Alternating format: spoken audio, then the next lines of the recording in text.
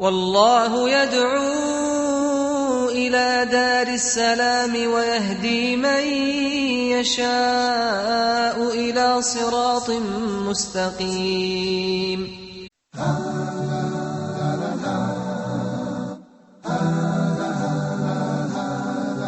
Islam.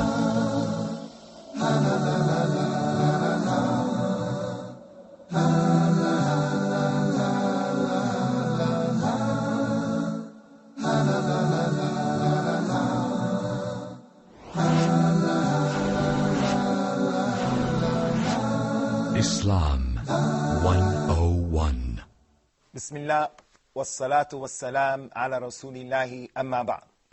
Welcome to a new episode of Islam 101, a program in which we're trying to bring to you, our respected viewers, a clear and concise understanding of the basics of the religion of Al-Islam. And today, we're going to deal with one of the most important issues in the religion of Al-Islam, because it is an issue that helps us to understand from where and how does the Muslim come about understanding the legislation of the religion of Al-Islam. So we're going to deal with what is known as the masadir of at-tashri', or the sources of legislation in the religion. How do the Muslims come to take a particular issue and understand a particular issue as being permissible or impermissible? For an example, intoxicants, they are not permissible to be consumed by a Muslim. How do we come to that understanding? By which sources? Is it left up to the understanding and the opinion of any and every particular person? He wants to make permissible what is in agreement with his culture or his desires. He wants to make impermissible what doesn't go along with his culture or his desires. So this is what the topic is concerning today. In some of the previous episodes, we've emphasized the importance of the Quran and the Sunnah. The Quran, the Book of Allah, and the authentic Sunnah of Prophet Muhammad sallallahu alaihi wasallam, the Messenger of Al-Islam. And we explained that Allah is Al-Khaliq, Allah is the Creator, and Allah is Al-Hakim, He is the All-Wise. He is Al-Alim, the All-Knowing. So as such, Allah is the one who is more equipped to legislate for the people. And we've mentioned that on a number of occasions. And being that Al-Islam is a religion that all of the sciences and every aspect of this religion is intertwined and interconnected, those truths hold true here today as it relates to the masadir of at-tashri', or as it relates to the legislative bodies in the religion of Al-Islam. Those sources from which we draw from the halal and the haram, the permissible and the impermissible in the religion. Likewise, Prophet Muhammad, being the representative of Allah, as all of the prophets and the messengers were prior to him, when they came to their people, they were the ones who explained to the people what Allah had revealed, what Allah wanted in His revelation. So we cannot take the Quran, and any individual opens up the Quran and according to his own desires or his own understanding with his human deficiencies and frailties, he comes and he says, based upon his own desires, this is permissible and this is not permissible based upon what I understand from the Quran.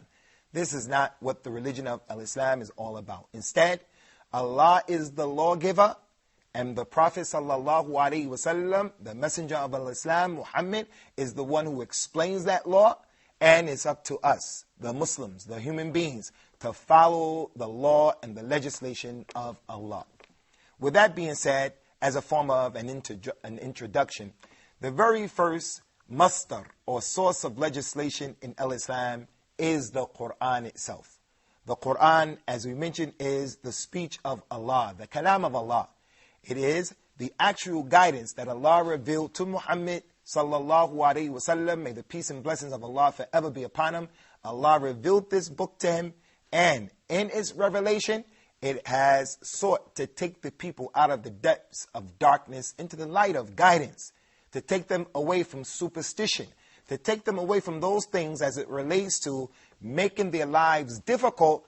And the laws and the legislation of Al-Islam, it seeks to make things easy for the people. As Allah has mentioned in so many ayahs of the Quran, Allah wants to make things easy for you.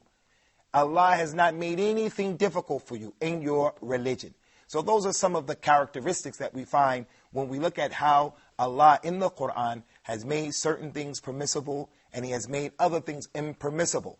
And we're going to deal, inshallah, Allah willing, in a future episode with some of the characteristics of how Al-Islam has legislated. Some points that we need to know when we look at the halal and the haram, those things that are permissible and those things that are not permissible. When we take a look at them, we'll see that they have certain characteristics that, again, show and prove that Allah is the creator.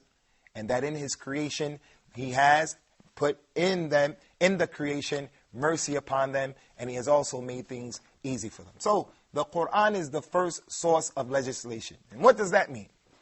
Simply put, that means whatever the Quran says is permissible, then that thing has to be looked at and accepted as being permissible. And whatever the Quran has ordered and commanded us to refrain from and to leave alone and to stay away from, and it's made it impermissible or haram, then the Muslim has to take it as being impermissible and it is haram. And also, in addition to that, the Quran is the source in which the Muslim is to judge all of his issues and all of his affairs, whether it's dealing with the legislation of the halal and the haram, the permissible and the impermissible, as well as any other political system. We're going to deal with that as well at a later time, insha'Allah ta'ala. So the first one, the first source of legislation is the Book of Allah, the Quran. And the wisdom behind that is that Allah is the creator, that Allah is the all-knower. As a result of that, He is most qualified to take this position. He's the one who's most qualified. He sees everything. He knows everything. He's the one who knows what will be in the best interest of mankind, and He knows what will be harmful to them. Whereas if you were to take the most intelligent person or the most intelligent group of people and you brought them together in a single room and you told them to legislate, you're going to find that even though, given all of the intelligence that they do not have the ability to come up with legislative laws that are going to be inclusive and making things easy for all of the people. And we see that in the man-made legislations of democracy, socialism, dictatorships, and other than that. So the Quran is the first masdar or the first source. The second source is the Quran of Rasul, the Sunnah of Rasulullah sallallahu alaihi wasallam, the authentic Sunnah of Muhammad, the messenger and the prophet of Al-Islam. May Allah have mercy upon him. Allah told Rasulullah in the Quran, "Verily we revealed upon you, O Muhammad, the Quran, so that you will explain to the people what was revealed to them." Allah mentioned in another ayah, whatever the messenger gives you, take it. And whatever he prohibits you from, leave it alone. So these are two ayats from the Quran, two verses from the Quran that clearly show and illustrate that Rasulullah sallallahu alaihi wasallam is the one who is going to take the Quran and explain what the Quran is saying, and he did that with his authentic Sunnah.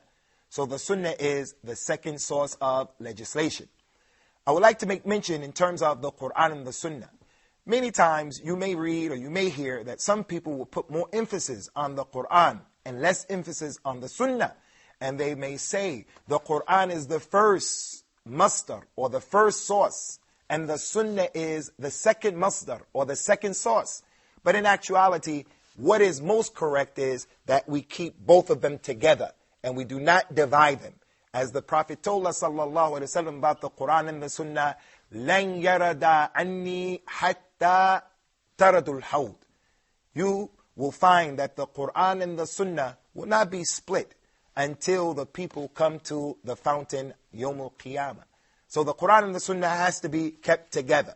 Rasulullah was given the Quran and he was also given the Sunnah by Allah subhanahu wa ta'ala. The Sunnah is also revelation, but it is Rasulullah sallallahu alaihi wasallam who was actually articulating the Sunnah, whereas the Quran is the speech of Allah. So we do not make the distinction of the Quran is first and the Sunnah is second. If you were to leave one man and you gave him all of the Quran and another man and you gave him all of the authentic Sunnah, this man, he only has the Quran in its totality. He memorized it, he understood it, and he understood it perfectly well. The other man was given the authentic sunnah from the beginning to the end, from the A of the sunnah to the Z of the sunnah, from the beginning to the end. And you were to request from both of them, practice al-Islam. You will find that this man will be in a better position to practice the religion of al-Islam, because the sunnah is what explains the Quran. And the Quran doesn't explain the sunnah. So that goes to show what? The point is that we're trying to make here is the Quran and the sunnah, they are together. But for the sake of explanation, we're mentioning the Quran as the first source of legislation, and then the sunnah is the second source of legislation. So Allah in the Quran has ordered us in a number of ayat, in a number of verses, in a number of chapters to perform the prayer that the Muslims have to pray 5 times a day. But it was the authentic sunnah that came to us and explained to us the times of prayer, the prerequisites of the prayer, the actual movements of the prayer, what should be said in the prayer, what shouldn't be said in the prayer, what can be done in the prayer, and what can't be done in the prayer. Without the sunnah of Rasulullah sallallahu alaihi wasallam, this would not be possible. So those are the 2 main and basic mastars or sources of legislation in the Quran. Amongst the Muslim nation, past and present, there's no difference of opinion about these 2 sources. And it's not befitting or acceptable for there to be any difference of opinion concerning these 2 points. If someone comes and he says, I only am going to take the Quran and I'm not going to take the Sunnah, then he has fallen into a grave error and a grave sin. And it may even expel him from the ranks of the Muslims. It puts him outside of the realm of al-Islam. Likewise, the person who comes and says, I love the Sunnah, and I want to be a scholar of the Sunnah and a practitioner of the Sunnah. So I'm only going to take the Sunnah since it explains the Quran, and I'll do away with the Quran. This individual has also gone outside of the realm of al-Islam with that particular concept, if he knows what he's saying and he knows what he's doing. So we take the Quran and the Sunnah and we take them together. Those are the 2 sources that are not permissible for anyone who claims to be a Muslim to say, I'm only going to take one and I won't take the other. And there's an authentic hadith that prohibits that.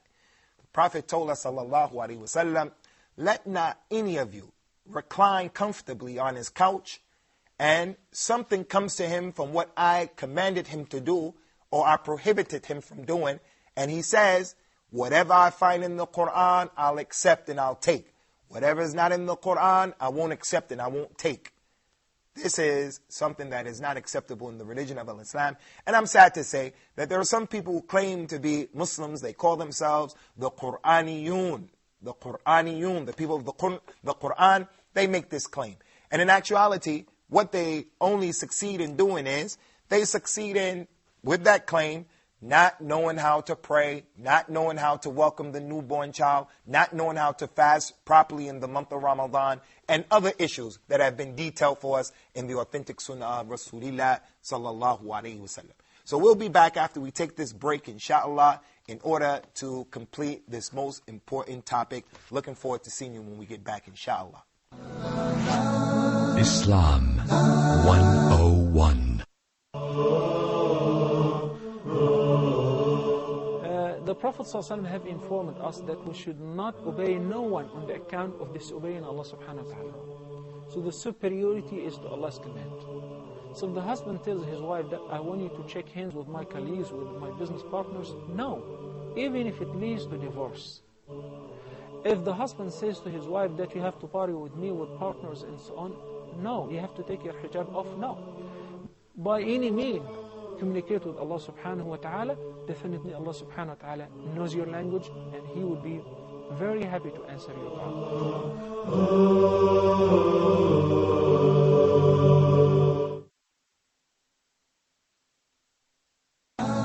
Islam 101. Welcome back to Islam 101, where we're discussing and explaining the masadir of al-tashri', the sources of legislation in the religion of Islam.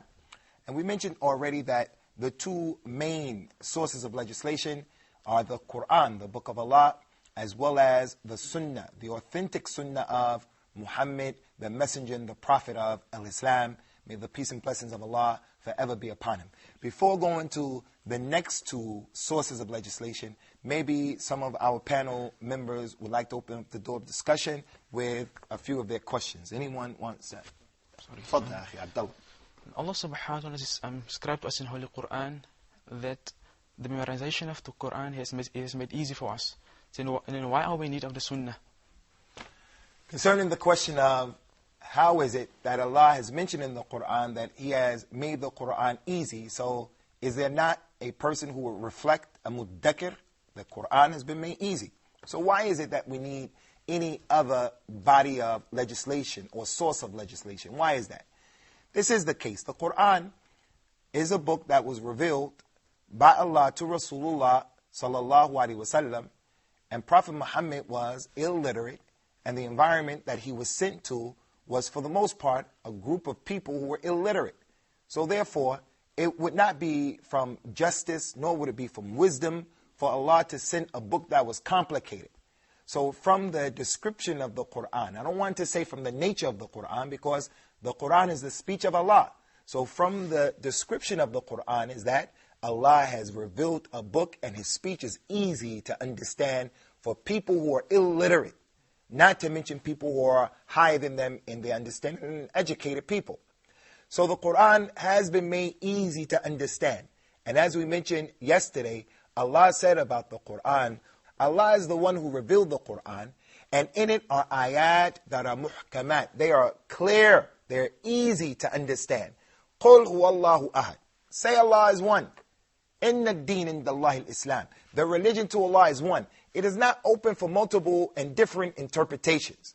But the fact still remains that this is the speech of Allah, and it is not permissible for any and everyone to be given the right to come in and to take from the Quran whatever he wants to take and to form his own opinion concerning it. There must be the person who will be considered to be the focus, who will be the main one who's going to explain the Quran to us. And that individual is the Messenger of Allah, sallallahu alaihi wasallam. None of us took the Quran directly from Allah. None of the people were actually present when the Quran was revealed. Allah's Prophet sallallahu alaihi wasallam was the one who the Quran was revealed to, and the circumstances surrounding its revelation had to do with him and those people who were with him. So the Prophet Gabriel, he was the one who brought the Quran down to Rasulullah sallallahu alaihi wasallam, and he was the one who explained to Rasulullah the meaning of this ayat and the meaning of that ayat and what this was intended to do, and so forth and so on. Jibril is not going to come to anyone from amongst us to safeguard us from having a faulty interpretation or understanding. And that's what happened to some of the companions in certain circumstances. Someone would take the Quran and they would understand it a particular way. For an example, Abdullah ibn Abbas. He was the habr of the ummah, scholar of this religion. He used to sit in the majlis or in the company of Umar, who was the leader of the Muslims, and he was quite young. And there were elder men who used to sit also as the consultants of Umar. Some of the elder men took exception to the fact that Abdullah ibn Abbas was there and he was such a young boy, and they also had young children his age. So they wanted to know, yeah, Umar, why is it that he is here and our young children are not here? He said, because he is qualified to be here, whereas your children are not. I'll give you an example. And he asked them, Umar asked those older people, the elder members from the community, what is the meaning of the verse that Allah revealed? If the victory comes, if the help of Allah comes in the victory, and you see the people enter into the religion in droves, what does it mean? This man gave his interpretation of that ayat. He gave his interpretation of the ayat. The next one gave his interpretation of the ayat. He said to Abdullah ibn Abbas, what about you, Abdullah ibn Abbas? What do you have to say?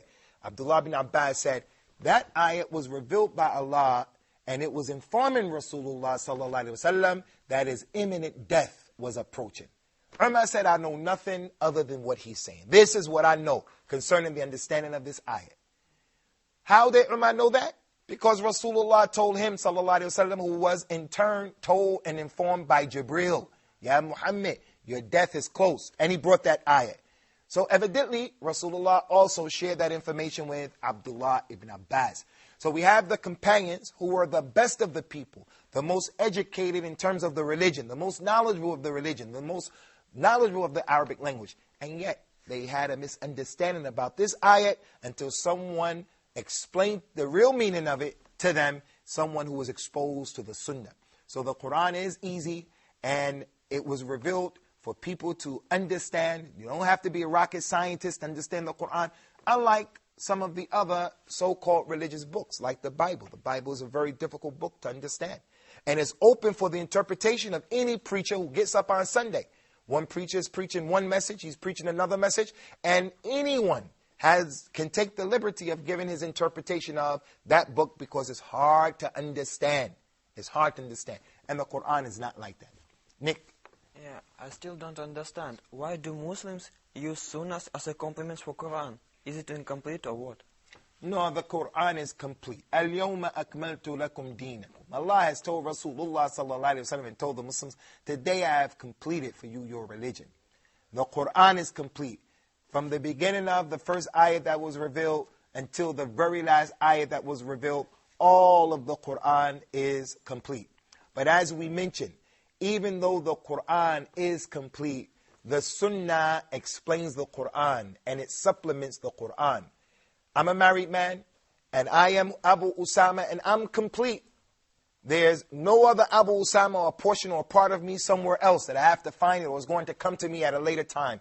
No. But yet, my wife, as a woman, she completes me and she makes me a total package. This is how the Quran is. And we don't want to give that example in trying to make the tamthil of the Quran or the example of the Quran to something else. It's the concept of being complete and incomplete.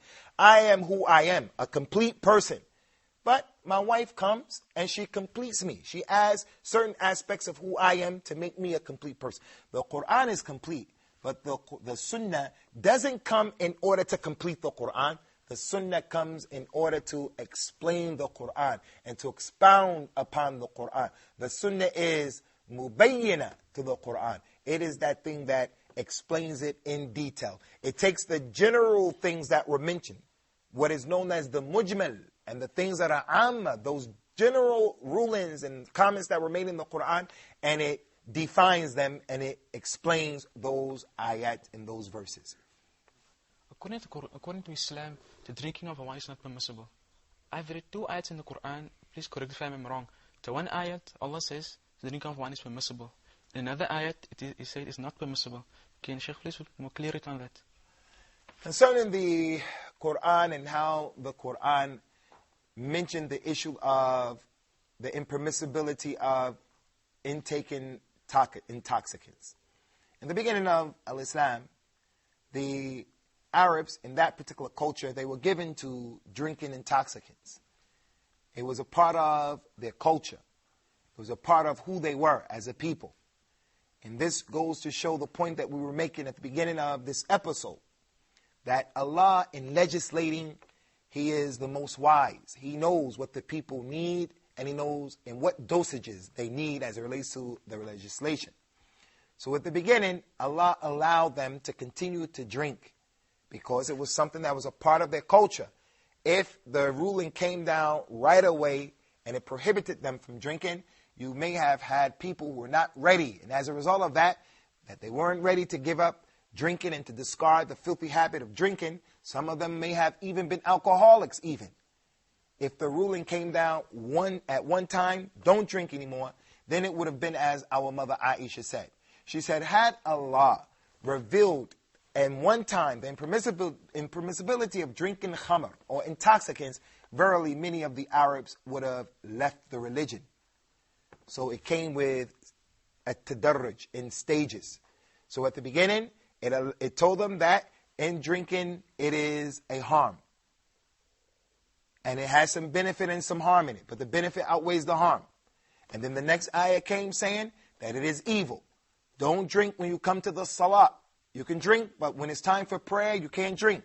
And then finally the ayats were revealed that said you can't drink at all. So this is part of a science of the Quran called the nasikh and the mansukh, something that is abrogated and what abrogates it. And the wisdom from it is Allah having mercy upon the community, Allah taking into consideration, or Allah knowing what the people need, and as a result of that, He legislates according to their needs. Any more questions?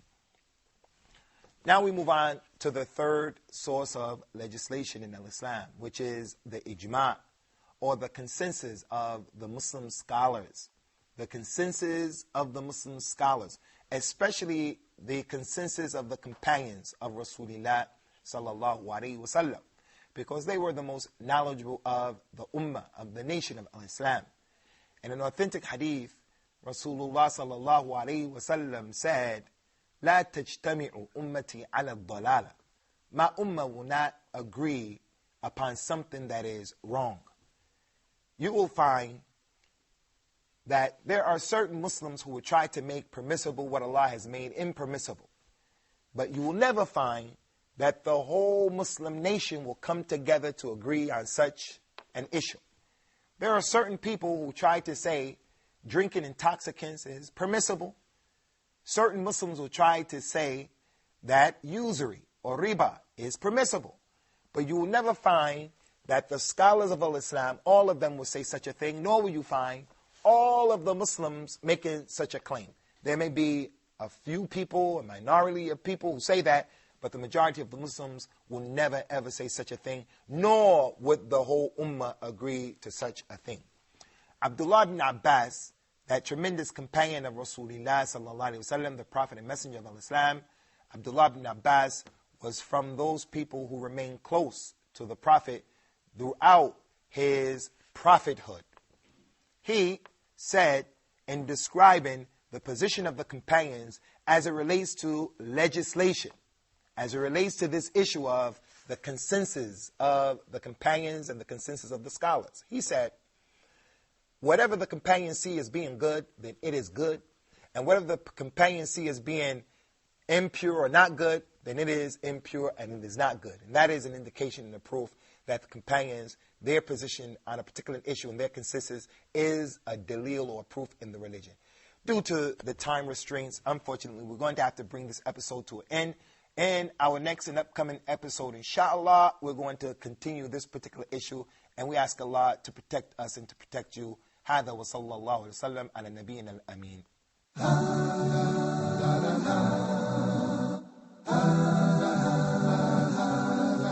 Islam.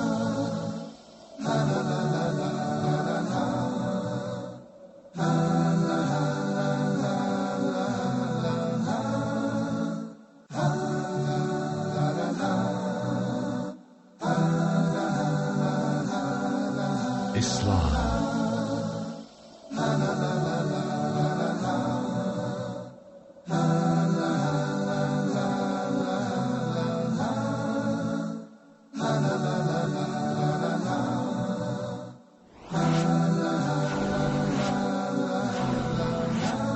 Islam.